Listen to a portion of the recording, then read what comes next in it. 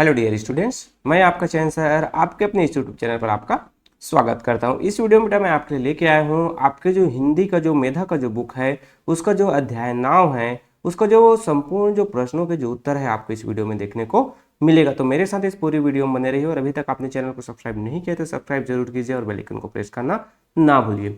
तो आपके जो प्रश्नों के जो उत्तर है उसमें अध्याय में आता है पाठ की दुनिया, तो इन प्रश्नों के उत्तर बताइए। तो यहाँ पर आपको जो फर्स्ट जो प्रश्न मिलता है क नंबर का, कवि किससे संवाद कर रहे हैं, तो उत्तर में आपका क्या हो जाएगा, कवि पेड़ से संवाद कर रहे हैं। तो ये आपका जो क नंबर का प्रश्न का उत्तर हो गया। फिर आपका खाता है पेड़ ने किसको श्रेय दिया है, तो उत्तर हो जाएगा कि पेड़ ने उस मिट्टी को श्रेय दिया जिसमें उनकी जड़ें समाई हैं।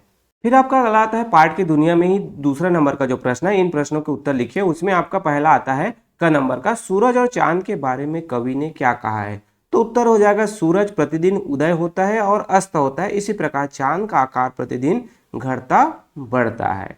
तो ये कवि ने कहा है सूरज और चांद के बारे में। फिर आपका ख नंबर का आता है कि कवि ने पेड़ को विनम्र क्यों बताया है, तो उत्तर में हो जाएगा कवि ने पेड़ को विनम्र इसलिए बताया है क्योंकि पेड़ विषम परिस्थितियों में भी शांत चित्त होकर खड़ा रहता है। मतलब पेड़ हमेशा खड़ा रहता है, वो या तो झुकता है या तो फिर टूट के उसकी डालियां गिर जाती है, पर कवि ने कहा है कि वो हमेशा शांत होकर खड़ा रहता है। फिर आपका अगला आता है ग नंबर का, कांपता हुआ पेड़ क्या कहता है, तो कांपता हुआ पेड़ कहता है मैं वर्षों से अचल अटल रहने का श्रेय नहीं लेना चाहता, यह श्रेय तो उस मिट्टी को जाता है जिसने मेरी जड़ों को जमने नहीं दिया। मतलब ये जो है क्या कहता है कि भाई पेड़ जो है अपने आप को श्रेय नहीं देता है खड़ा रहने के लिए, वो किसको श्रेय देता है, तो वो जो है जड़ों को श्रेय देता है, जो जड़ जो है उसके अंदर में रहते हैं, और मिट्टी को श्रेय देता है कि मिट्टी उसको संभाल कर रखा हुआ है। फिर आपका घ नंबर का आता है जड़ों के बारे में पेड़ ने क्या बतलाया, तो उत्तर हो जाए पेड़ों ने बताया कि उसकी जड़ें मिट्टी में दूर दूर तक समाई हुई है। हम पेड़ देखते हैं तो उसकी जो जड़ें हैं दूर दूर तक मिट्टी में समाई रहती है। फिर आपका अगला आता है कविता की इन पंक्तियों में छूटे शब्द भरिए। छूटे शब्द आपको भरने हैं कविता के, तो यहाँ पर मैं आपको जैसे यहाँ पर संतुलित शांत धीर रहते हुए विनम्र हरियाली से ढके पर भीतर टूट कठे खड़े हो, तो यहाँ पर जो आपके क्या है, जो रेड कलर लाल जो रंग में आपको दिखाई दे रहा है वो सभी आपके क्या हैं, जो आपके छूटे हुए जो शब्द हैं उसको यहाँ पर भरा गया है। फिर आपका ख नंबर का आता है मैं तो बार बार झुकता गिरता उखड़ता या कि सूख ठूंठ होके टूट जाता, श्रेय है तो मेरे पैरों तले इस मिट्टी को जिसमें ना जाने कहाँ मेरी जड़ें खोई है। तो यहाँ पर जो भी आपको जो लाल कलर में जो दिखाई दे रहा है ये सभी आपके छूटे हुए जो पंक्ति है उसके भरे हुए शब्द हैं, तो आप इसको भर सकते हैं। फिर आपका अगला आता है जन जीने की जो राह वाले हैं, तो वहाँ पर हम देखें तो कुछ जो लोग नेकी करके भी उसका श्रेय लेना नहीं चाहते हैं, ऐसे लोगों को हम क्या कहेंगे, तो इसमें आपका उत्तर हो जाएगा कि ऐसे लोग जो है सज्जन परोपकारी और आदरणीय होते हैं। मतलब जो नेकी कुछ करते हैं फिर भी उसका जो श्रेय कभी नहीं लेते, तो वो जो सज्जन व्यक्ति परोपकारी होते हैं आदरणीय होते हैं, तो हम इसके आंसर आप लिख सकते हैं। दूसरा प्रश्न हम देखें जड़ों का क्या काम होता है, तो जड़ों का काम है वृक्ष को मजबूती प्रदान करना और मिट्टी से पोषक तत्व और पानी खींचकर सभी भागों तक पहुंचाना। मतलब ये जो है जड़ का काम होता है, वो जो है वृक्ष को मजबूती देता है, मिट्टी से पोषक तत्व लेता है, पानी जो लेता है और वृक्ष के जो दूसरे जो भाग है वहां तक उसको पहुंचाता है। फिर आपका अगला आता है भाषा की दुनिया, तो यहाँ पर इन क्रियाओं से दो दो प्रेरणार्थक क्रियाएं बताइए। बनाना है आपको, बनाकर आपको बताना है यहाँ पर, तो क्रिया और प्रथम प्रेरणार्थक क्रिया और दूसरा प्रेरणार्थक क्रिया, तो बदलना का जो होता है बदलाना और बदलवाना, तो ये हो गया।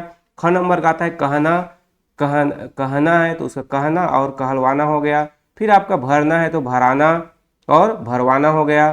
फिर आपका आता है गिरना तो गिराना और गिरवाना हो गया।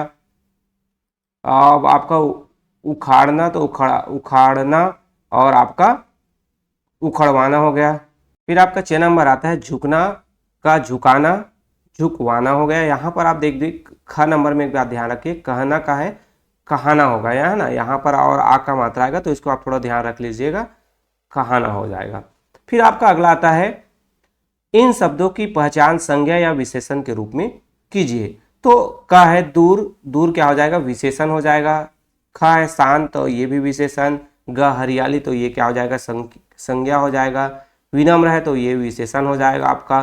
फिर आपका आता है धीर, धीर भी क्या है, एक विशेषण है। फिर संतुलन, संतुलन क्या है, संज्ञा है। फिर आपका अगला आता है भाषा की दुनिया में चौथे नंबर का इन शब्दों से वाक्य बनाइए। क नंबर क्या हो जाएगा, ऋतु, तो वर्षा ऋतु में तेज बारिश होती है। वर्षा ऋतु में हम देखते हैं बहुत बारिश होती है, तेज बारिश होती है। धरती, धरती हमारी माता है, धरती को हम माता की संज्ञा देते हैं ना। फिर मेघ, मेघ बरसने वाले हैं। फिर आपका आता है आंधी, आंधी में कई घरों के छत उखड़ गए। तो इस तरीके से चौथा का हुआ। पांचवा आता है जो उत्तर सही हो उसके सामने आपको राइट का निशान लगाना है। तो मेघ के समानार्थी शब्द है, समानार्थी शब्द मेघ का क्या होगा, जलद, वारिद, अम्बुद, जलज, वारिज, अम्बुज, या फिर आपका वर्षा, जलचर, बादल, या फिर बारिश, जलधर, पयोधर।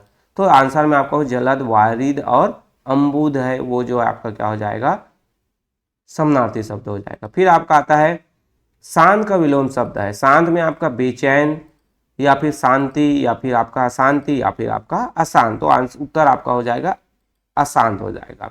फिर आपका अगला आता है ग नंबर का, इस वाक्य में रेखांकित शब्द व्यक्तिवाचक संज्ञा है। इनमें से कौन जो है व्यक्तिवाचक संज्ञा है, तो भारतवर्ष में 6 ऋतुएं होती है, इसमें इसे ऋतुओं का राजा कहा जाता है। ग्रीष्म ऋतु में मौसम गर्म रहता है, और ऋतु ने अपने भाई कलाई पर राखी बांधी, तो चौथा नंबर आपका क्या हो जाएगा, व्यक्तिवाचक संज्ञा हो जाएगा। फिर रचना का जो संचार आता है, यहाँ संसार में आपको क्या करना है, पेड़ पौधे अपना भोजन बनाने में जड़ों से क्या सहायता लेते हैं। तो उत्तर में आपका हो जाएगा जड़ें पेड़ पौधों को मिट्टी की उर्वरा से खनिज पदार्थ और जल खींचकर पत्तियों तक पहुंचाती है। पत्तियां सूरज की किरणों की उपस्थिति में उनसे भोजन बना पाती है। तो ये जो है रचना का जो संसार का पहला उत्तर हुआ। फिर आपका जो दूसरा हम जो देखें, रचना का जो संसार में अलग प्रकार के जो जड़ें हैं, तो उनका जो है चित्र बनाकर उदाहरण दीजिए। तो आपको ये अलग अलग प्रकार के जो जड़ें आपको दिखाई दे रहे हैं, तो ये जो इसका जो चित्र आप बना सकते हैं और इसके जो है नाम आपको लिखने हैं। तो ये आपका रचना का संसार हुआ। फिर आपका तीसरा आता है, इसमें पेड़ों से होने वाले लाभ, इस विषय पर एक अनुच्छेद लिखिए। तो यहाँ पर मेरे द्वारा आप उत्तर दे दिए गए। पेड़ पौधे के बिना मनुष्य का जीवन अधूरा होता है। पेड़ हमारे सच्चे मित्र होते हैं। पेड़ हमें स्वस्थ बनाते हैं। पेड़ से हमें फल फूल मिलते हैं। अगर धरती पर पेड़ नहीं होंगे तो जीव जंतु और मनुष्य को शुद्ध हवा नहीं मिलेगी, और एक दिन ऐसा आएगा कि दुनिया खत्म हो जाएगी। तो ये आपके पेड़ों से होने वाले लाभ, उस पर एक अनुच्छेद। तो इस तरीके से बेटा ये जो अध्याय है उसका जो प्रश्नों के जो उत्तर है मेरे द्वारा आपको दे दिए गए। आशा करता हूँ ये जो है आपके लिए बहुत ही ज़्यादा हेल्पफुल होगा। इसी तरीके से और जो वीडियो चाहिए तो उसके लिए आपको क्या करना है, चैनल को सब्सक्राइब करना है, बेल आइकन को प्रेस करना है, और इस वीडियो को अपने दोस्तों के साथ भी शेयर कीजिए। और अगर वीडियो जो है आपके लिए मददगार है तो लाइक करना ना भूलिए। ओके, थैंक यू, मिलते हैं अगले वीडियो में।